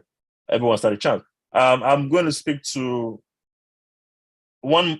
two more questions, right? And I've asked about settling in the UK and you're enjoying yourself so far. And I'm going to speak to again, as a software engineer. How easy was it for you to move? Somebody said something. Somebody asked a question, right? Which I would. Okay, I'm coming. Let me look for the question. Somebody asked a question when you talked about having your repository or your pull request you submitted. Somebody asked if you have left the company and don't have access to the pull request anymore, how do you present that pull request that you've done in the past? You're no longer in the company. Can you expatiate on that just to give more light to whoever is asking that question? Let me see. Miriam is the one asking that question. Apology, Miriam. Oh, Go okay. ahead. Or yeah, I think you're actually correct. By the time you leave, in fact, not even only that, pull request, some of these things you might not have access to them, like to show that yes. So, but one thing was in my own case, which I think can be applicable for general cases, like I like for every place I've worked, like I had like good relationship with people who I left, so I could even reach out, yeah, how are you doing? So I just asked that so people who still had like access to, could you like just show me like, so just send me a screenshot of this. So it's not like sending the product. So I didn't have like the product, if that's what you're thinking. I for my evidence, actually that's what I did. So I had to reach out, please just give me a screenshot. Like trying to get this apply for this visa, and I need evidence that I did this. So just give me a screenshot. It's not like I'm taking the product, so there's no intellectual property thing. I did not do that. So I just asked. So I still had people who were there and had good working relationships. So I just pleaded, please just send me a screenshot. So with like tools like so like as an engineer with like tools like Git, source tree, yeah, you can play back history of things you've done. It's like it has your name and everything. So that's what they did. Just took like a screenshot, so like the features and stuff I'd worked with, and then just sent it to me, and that was it. I did not have access. You're right, it's actually real. It's like so that's the way I see it. So if you have like people who are still there and you have like good, you could just reach out. Yeah, please, I'm in the process. People will understand. And so but just make sure it's not, like you're not trying to illegally do stuff like maybe take the product or something, since you are no longer in the company. So you can it's just, please just give me a screenshot. Is you worked on it. It's like you worked on it. So it's just like it's screenshots of that portion, and that was it. All right, fantastic. I think that was good to clarify. Amazing, and Yeah. you I clarified think that. I kind of glossed through that because Yeah, I didn't have access to any of the products. I'm making it clear again. I didn't have access to any of the products. I just had like good relationship with people who were there, and they could just help me out with a small. yeah. Amazing, because one of the things you said, which is very instrumental, is relationship, building the right relationship. Wherever you find yourself, whether you're applying for a visa or you plan to apply or not, you should have cordial working relationship and invest in relationship, because those relationship will pay, what I like to tell people, pay it forward. Those relationship will harvest to you some of the things you've sold in the past. So if imagine he didn't have a good relationship in those organizations where he worked, nobody would have answered him when he needed, a favor, and to get some of the record of what he has done in the organization, which is very important. And also, you are asked to submit 2 or 3 guarantor now, right? And most of it, well, I'll allow you to speak to that. That's the next question I'll also ask. But you are requested to provide guarantors, 3 guarantor, 2 guarantors in the industry, right, to support your application. And if you don't have good relationship in the industry, nobody will be referees for you. Nobody will stick their professional license out, for your application. So that leads me to the next question. Someone was asking, can we have an idea of the category you applied under, and the exact document you submitted? Is it possible, just to, in summary, what was the exact category you applied under, and what exact document did you submit? This is just to help some of the software engineers in the room to have confidence and understand that this is possible. Yeah, sure. That's a very important, good question, and thank you for that. So I applied under the exceptional promise category. So there's a slight difference between the two in terms of like you will see that in the requirements on the website. So the promise is just like you are, you have some good momentum in your career starting out. You have some good momentum, so you can do that. Then the talent is for those who have extensive experience, sort of. So yeah, that was the category I applied under. Then the documents, yeah. So the 3 recommendation letter, then the CV of, like you said, these people have to know you because they are giving you they are putting their it is so they are dropping their CV and really personal stuff. So I had those kind of people maintained good relationship with them from every place I've been in. So they were willing to one even had some challenge, but he still made sure I was able to get it within time. It was really sacrifice also on their own part, right? So I had that. Then for the actual evidence, the first, so under the mandatory, I submitted. So I was able to obtain the like I said, the screenshot of some of the commit I had done. So this was under innovativeness. So I think that was the category. So there was a feature I had built for the company in NIBS, right? So a product I built for NIBS. So this was when I was working with the the remote job I was doing, back then, like I said in my story. So I was able to get evidence for that and show that feature, like what it has been able to achieve. All right. So I was able to get like the engineering evidence, the commit I made, also news clipping. NIBS had already published some form of some publications around that product. So I was able to show evidence on that. So news clipping to its part, if you read the requirements.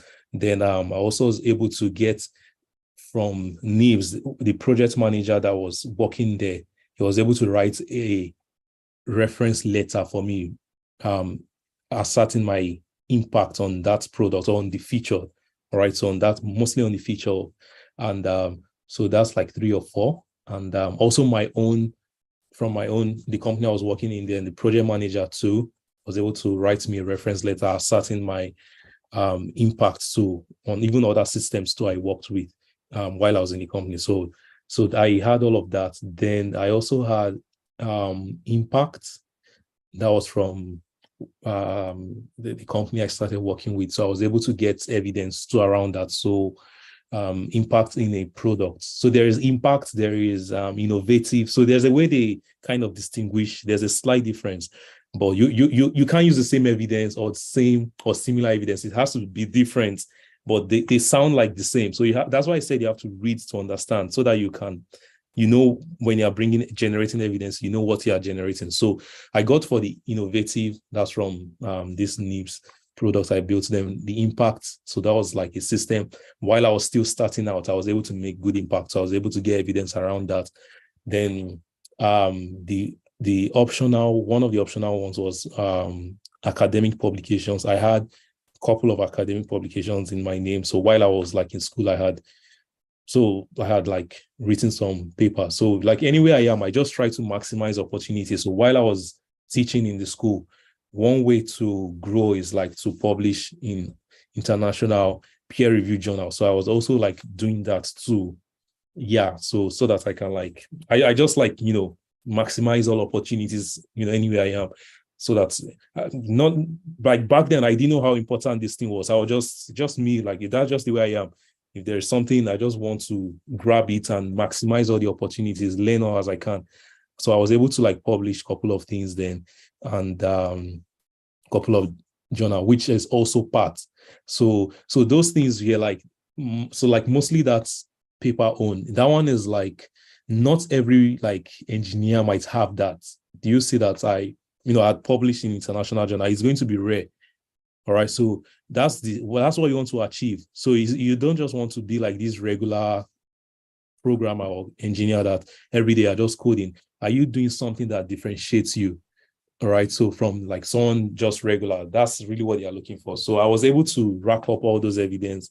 And that was what I believe was really helpful for me. So something like that just makes you unique outside your day-to-day. What have you done like outside your day-to-day? So that's why I keep saying things like your open source, or if you can speak in conference, or you can write, like yours might not be exactly like mine. You might not have like the exact same opportunities I had, but in the situation you are in, what are you doing to make it better and make your career better and make you more attractive globally? That's really it. So that you're not just a random engineer or whoever, but you should be doing some other things that will make you globally attractive.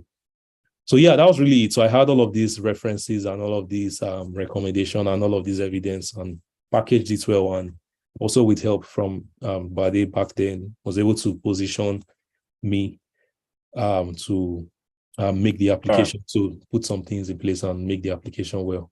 So yeah. Fantastic. Thank you for taking us through that. That was amazing. I'm sure it has, shone more light on, as a software engineer, things that you should look out for, how you can apply, and where you can tailor your application through, or how you can tailor your application. One of the things that you should know is that these are all information. If you don't do anything with them, then it's just going to be information. All right. So take advantage of the process. Take advantage of this information you've used. Coach Esosa here is a success story from eMigr8 platform. He took advantage of the information that we share every other month here on our eMigr8 platform. And today he has relocated himself to a new ecosystem. All right. So there's a question here that just came through. Then if you are, we're back to the pull request scenario. So if you are a technical co-founder, a CTO, but you did not keep full record of your pull requests and commit, how can you go about that in terms of showing evidence? How can you go about proving that you've done these kinds of work or you've built this kind of feature before now, because you don't have access to the pull requests because you didn't save them? So is there a way around presenting that to technicians as an evidence? Well, I think I have kind of answered that in some extent. So one thing with engineers, you will understand what I'm saying is, if you made a if you did something like you made a commit, there is like there's like a hash that's generated. There is something that's generated that shows that yes, you are the one. It shows the date, the time, and then your name and all of that. So it can't just get lost, except maybe you've deleted the repository, like you've destroyed it completely. It's gone from the internet. Maybe that's the case, but it's not just lost. Maybe you just don't know how to find it. Maybe you have to speak with someone. Maybe you built the product, you've left, you've maybe even sold it. Like I think you're asking us maybe as this, maybe you've sold it or so. It's no longer in your hands. As long as it was built using Git, something like Git, the record is there. Maybe the problem is not that is it lost. The problem might be that who can you speak to that will give you access to it? So I don't know what's in that scenario, but who the person might be, but it's not lost. If you think maybe because your system crashed or something, it's not lost. As long as you pushed it to the repository, it's there. It's like, and your name, the hash, the date, the time, everything is there. It's not something you can that you can destroy. Is there as long as you put it in, you made a commit like on your PC and you pushed it to like a repository, is there. Even if you lose your PC, it's still up there. So the only thing is that maybe you don't have access to it. So who can you speak to? So like I said, in my own case, I had good relationship with people that I could just speak with them. Please give me a screenshot of this. So maybe you might do something similar too. If you sold the product, you should still have like someone you can speak to that, yes, you're applying for this. Please help me out with this thing I sold to you. Just show me like I built these parts and, stuff like that. All right, fantastic. So it's a function of relationship. As long as you have built it, there's a unique registration hashtag numbers that is assigned to it, and with your name and the timestamp to it. So it's available somewhere. It's just working through your relationship to see how you can get access to it.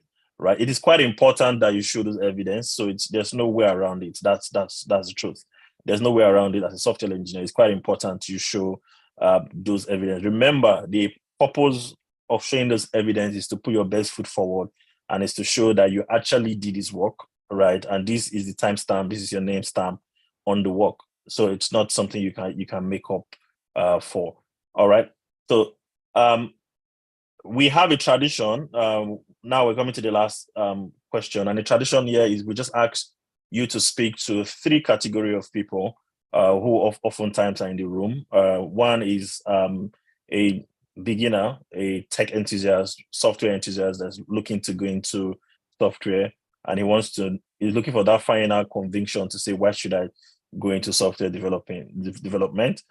We also have intermediate guys in the house, people that have been working a while and they are wondering, what should I be doing now to prepare myself for such an opportunity? Then we have, the successful guys, full stack, they've been building this for quite a while. They are pros, they are professionals already, and they are wondering, why technician, right? Why should I go for technician? If you could just speak to this three category of people, and that will be my final questions for the night.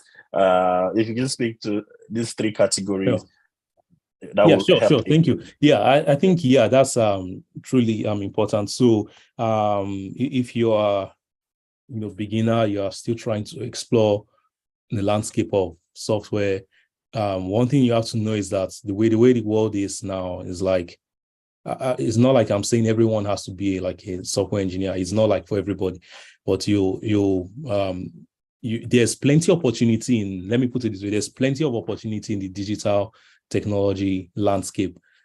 Today, just for software engineers, but there are other business analysts, project manager, all sorts of things, right? So even within software engineering, I was speaking with someone just this evening. It's like there's just all sorts of things coming up. There is AI. Someone asked about AI. Like there's just so many opportunities. Gen AI is there. So it is not a matter of maybe I'm not too sure. It's like there's opportunity. It's not like, is this really for me? Once you've established that you have some interest, it might not be coding. You could be the project manager. There is like a pathway.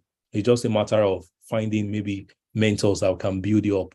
If you want to be whatsoever, business analyst, whatsoever it might be. So if you are in that stage where you are not too sure, just know there's opportunity. And if you really have interest, of course, you need to have interest in something. You need to be willing to put in the work, because for you to like reap the rewards, you have to like actually put in the work. So you have to have that mindset that, yes, I have to work. So if you are not too sure, beginner, you're not too sure what's going on here, trust me, there is plenty of opportunity. It's just a matter of you. Do you have the right mindset? Are you ready to put in the work to be what you want to be? Then the second category of people who are intermediate. Yeah. So, you are not, maybe you have some job, but it's not really what maybe you don't like the company or something. Yeah. So that should not limit you. If you are well convinced that you want to be maybe coding or any other thing in digital technology, like I already explained, you have your own time. Like make sure you use that time wisely. Use it to build yourself. Use it to be someone that is like exceptional, someone that's not the regular. Like if they come to a room and they say they want to pick 5 software engineers, let it be that you are different from the other 4. So build things. All right. So do things that, so if you are maybe you're in a job you don't like, but of course you have to, keep working maybe to pay the bills and stuff. So, but what are you doing about yourself, about your career? That's what's most important.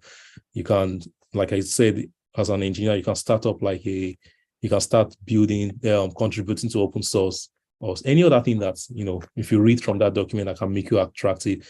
Then the last set of people who have been working. So I recently read like an article on LinkedIn that, someone who just got endorsed, he was saying that this visa is one thing that it makes you appraise yourself. It makes you appraise yourself as a professional. What have you even been doing? Because for you to generate this evidence, is like you have to really self-reflect. It's like, yes, I've been working for 10 years. What have I done? So this is like for the category of people who have been working. What have I done? What is exceptional? How am I different from the other guys across? All right. So if you've not done anything exceptional, that would be like, a problem. But if you have, that process alone of reflecting is important for your career. So if maybe you have 10, 20 years, it's important to do that in order to progress your career. So as funny as that is, like you have to generate evidence from things you've done. That process of self-reflecting is important too. Just even put aside the technician thing. It's like, what are you even doing with your life? Like you've been working for 10, 20 years, tech has been there. These opportunities have been there. What have you done? What impacts have you made? All right. So for those in that category, it forces you to do that before you can generate like tangible evidence. So I think it's a win-win. It's just knowing how to position yourself anywhere you are. If you are starting out, you are going to win as long as you know these are the requirements. You start working towards it. If you have been working intermediate, you are going to win too. As long as you start, okay, yes, I can start doing things that will make me exceptional. Then you start working out, things that can make you exceptional. If you have been working and you have stuff, you've done stuff, then you just have to self-reflect, like really think how to generate this evidence. And yeah, so I think that's really it. Those three categories, you just know where you are, like be truthful about where you are, and then it will be easier to work out. It will be easier to move on from there. I think that's really it.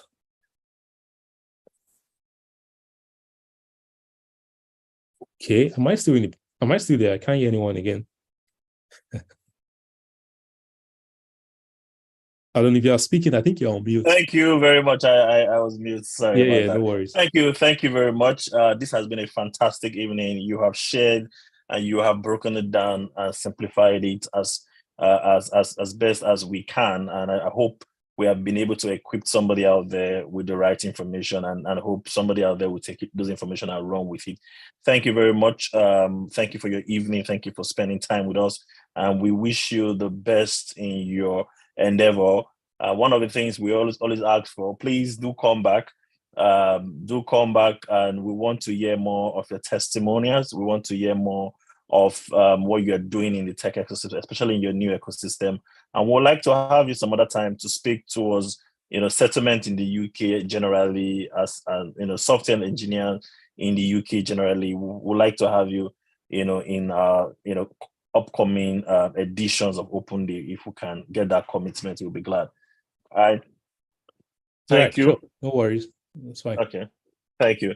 Do you have any last word? Because we don't want to keep you any longer. Well, what I'll just say is just believe in yourself, like put in the work and be and like so don't try to limit yourself that, oh, I'm in this local place, so I'm in this. You can tech is like the level is equal as long as you're willing to put in the work. Even when you come here, you still have to put in the work. So it's not like, oh, a place that this and this excuses. No, don't give excuse. If you know you set your goals, you want to be able to achieve this evidence or rack up this evidence, start working towards it. Fight if there's anything that's going to stop you, like fight against all resistance and make sure you are going towards it. You can do it. It's not all the big grammars there. It's just to scare you. When you start doing things, you see yourself, you'll be more confident, and then you know that yes, this is not just English, you can do it. All right, so that's really it. Just believe in yourself and put in the work. Thank you very much. Believe in yourself and put in the work. Thank you very much. We appreciate your time. All right, thank you. Yeah, thank you everyone. Yeah, yes. So thank you. So if you still need help, I'm just talking to the general audience now. If you need help and you are interested in furthering this conversation, right? We have our phone numbers on the screen. You can send a WhatsApp message, a text message, or simply just call those phone numbers to book for time slots to speak to a coach to help you review your application, whatever stage of the application you are in. We are glad to lend our voice. We're glad to spend time with you to review your journey. Our interest is to see that you become globally attractive, right? That is our interest. Now, as we have a campaign currently ongoing, which is settled in the UK as a tech talent, right? This option is available to beginners and experts. You can move with your spouse and your dependent. It's also available for visa switch and settlement, right? So this is for guys already in the industry. You have been building a product in Nigeria for 5-10 years. Your product is doing very well, and you want to move to the UK and settle in the UK. You have an investment budget to build up your company or your startup in the UK. We have a 3 to 6 months timeline that we will work with you to get you to the UK in no time. So if you're in that category, please send us a text message on the numbers on the screen, on the flyers, on my slide at the moment, or go to eMigr8 with an E, eMigr8visa.com, right? And we'll have a short form for you, and we'll continue the conversation from there. The idea is, the idea is to make it easy for you to relocate your business, to relocate your startup, your tech business, your tech product, as smoothly as possible to the UK. This is a guaranteed pathway, and it comes with settlement guarantees. All right. So if you are in the audience, please reach out to us through the phone numbers on the slide that you're looking at the moment. Right. It's called Settle in the UK as a Tech Talent. It's open to tech talent for now, or you're building tech business, or you have a tech product in Nigeria and you're looking to relocate it to the UK market. We have one of the advantage of the UK market is that we have a lot of diaspora and a lot of Nigerians in the UK market. So you can have, you already have if your product is focused on in the Nigerian market, you still have a community there that you can serve, right? If your product is focused, in the diaspora market or across different markets, UK is centrally positioned for you to be able to reach out to multiple markets in the UK. So it is a perfect opportunity for business owners and for startup owners, for product owners. It's also a perfect opportunity for individuals who are looking to migrate to the UK to set up their business, right? So some of the services that we have and we offer include tech career coaching service, right? And I didn't speak about it earlier, so I just wanted to touch on it quickly. Tech career coaching service, we coach and give guidance through different processes, including recruitment process, recruitment stage, and we open you to opportunities. We help you do CV and profile assessment review. Our coach of today, Esosa, spoke to these initially when he said eMigr8 also contributed and helped him in reviewing his CV when he moved to the UK. So we have a lot of videos around our tech career services and our products that we offer here at eMigr8. So I would just advise that you take advantage of this opportunity, and you take advantage. And to take advantage, you simply start by joining the community. I dropped the community links to the various community on the chat. Drop them there so you can join through any of the communities, right? Be active in the communities, ask questions. We are readily available to answer as much questions as we can. But please, we ask that you are constructive and you are direct. You have done a bit of homework. You have done your homework, and you are coming to ask questions that will impact you moving forward with your application, right? So these are many more are what we offer at eMigr8. We have different packages across different visa route. At the moment, we have Settle in the UK as a Tech Talent. That is the package, eMigr8 package that we're actively promoting at the moment. Of course, we will do review for Tech Nation. Of course, we will do take coaching session for the US O1 visa, coaching session for the Canada startup visa, if that is specific to you. So thank you, everyone. It has been a pleasure.